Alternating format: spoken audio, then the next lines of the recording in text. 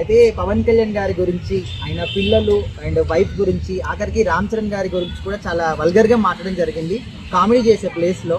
So దీన్ని మీరు ఏ రకంగా చూస్తారు? వాడు అందీప్ కాదు, అవులే కాదు.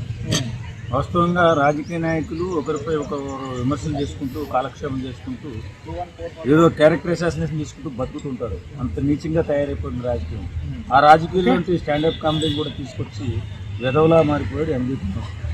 వాస్తవంగా పర్సనల్ విషయాల జోలికి ఎవరు కూడా వెళ్ళకూడదు. స్టాండప్ కామెడీ కాదు, ఆర్టిస్టే కాదు, ఇంకొకటి కాదు, రాజకీయాల్లో ఉన్నటువంటి ఈ దరిద్రులే కాదు.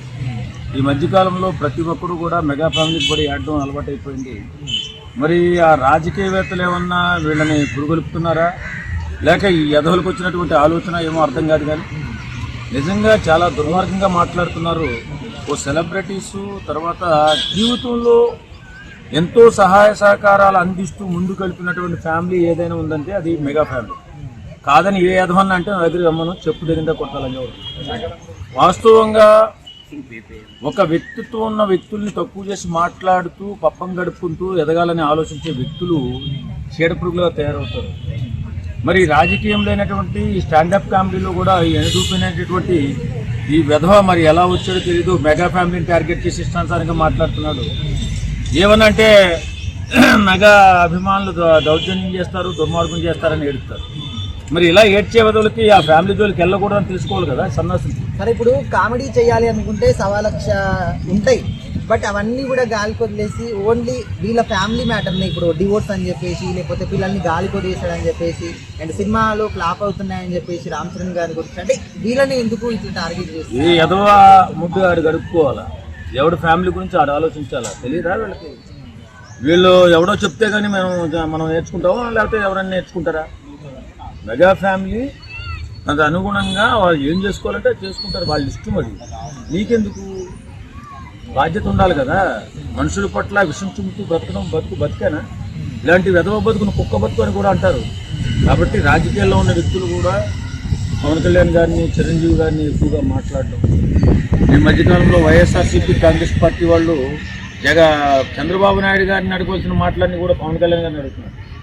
కారణం ఏంటో నాకైతే అర్థం కాదు. కానీ మరి ఇలాంటి వ్యక్తులు ఏమనాలి?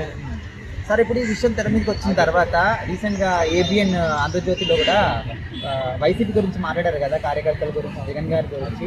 సో మరి ఇక్కడ కళ్యాణ్ గారి గురించి మాట్లాడి ఇంత రియాక్ట్ అవుతున్నారు. మరి అది కూడా తప్పే కదా, వాళ్ళని కూడా యాక్షన్ తీసుకోవాలి కదా అని చెప్పేసి. ఇప్పుడు నేను చాలా సందర్భాల్లో చూశాను. ఓ సందర్భంలో సాక్షి టీవీలో అమరావతి వేశ్యల రాజధాని అని చెప్పిన లంజా కొడుకుని ఒక్క మాట కూడా అన్నారు. అంతే. ఇప్పుడు ఈ మాట్లాడినటువంటి వైఎస్ఆర్సీపీ కాంగ్రెస్ పార్టీ ఛానల్ కానీ, వైఎస్ఆర్సీపీ కాంగ్రెస్ పార్టీ నాయకులు కానీ అమరావతి లాంటి ప్రదేశం చెప్పండి, వ్యభిచారులు సంచరించే ప్రదేశం అని చెప్పినప్పుడు జైల్లో కూడా వేయలేదు. అలాంటి సన్నాసి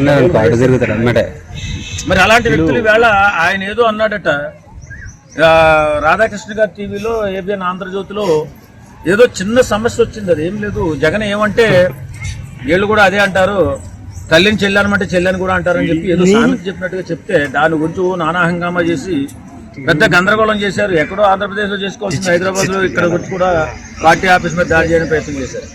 మరి ఇంత నికృష్టమైన వ్యధువులు ఇంకా రాష్ట్రంలో తిరుగుతున్నారంటే వాళ్ళు అన్నది వాళ్ళ గుద్ద కింద నలుపు చూసుకోవాలి కదా. కాబట్టి నేనేమంటానంటే బాధ్యత లేకుండా ప్రవర్తించిన వాళ్ళ మీద మీరు చర్య తీసుకోరు. ఏదైనా చిన్న మాట మాట్లాడితే వచ్చి మాకేదో అన్యాయం జరుగుతుందని చెప్పి గగ్గోలు పెడుతున్నారు వైఎస్ఆర్ కాంగ్రెస్ పార్టీ. ఇలాంటి నికృష్టమైనటువంటి మాటలు మాట్లాడి 11 సీట్లకు వచ్చారు. వాళ్ళు 5 సీట్లకు పరిమితం అయిపోయి కాలగర్భంలో కలిసిపోతుంది వైఎస్ఆర్ కాంగ్రెస్ పార్టీ అని చెప్పి ప్రజలు అనుకుంటున్నారు. సార్, ఇప్పుడు ఏదైనా కానీ అసలు అది ఏ విషయమైనా, అది సినిమాలు కావచ్చు, లేకపోతే రాజకీయాలు కావచ్చు, లేకపోతే పర్సనల్ కావచ్చు, ఏదైనా కూడా అసలు కళ్యాణ్ గారిని టార్గెట్ చేయడంలో వీళ్ళ ఉద్దేశం ఏంటంటారు? ఏం లేదు. అనతి కాలంలో వీళ్ళు పాపులారిటీ ఇవ్వాలంటే కళ్యాణ్ గారిని టార్గెట్ చేయాలి. ఎందుకంటే మాలాంటి హార్డ్కోర్ ఫ్యాన్స్ ఉంటారు, మేము బూతులు తిడతాం, వాస్తవంగా కోస్తాం ఎవరన్నా ఎక్కువ మాట్లాడితే.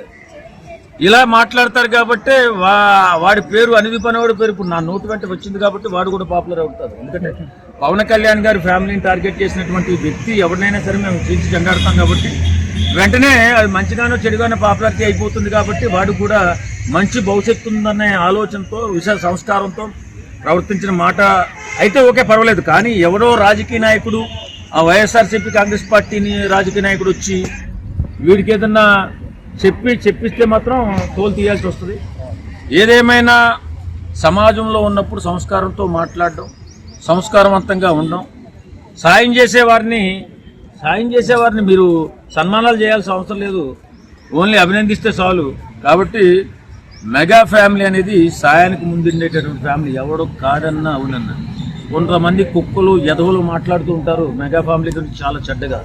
వాళ్ళకి చెప్తున్నా, ఒరే ఎదవల్లారా, మీరు మాట్లాడడం తక్కువ చేసి మాట్లాడడం కాదు, సాయం చేయడం నేర్చుకుని సమాజాన్ని ఉద్ధరించడం నేర్చుకోండి, అంతే తప్ప ఇష్టానుసారంగా మాట్లాడి వెధవలుగా మారిపోకండి, విష పురుగులుగా తిరక్కండి అని చెప్పి ఈ సందర్భంగా కోరుకుంటున్నాను.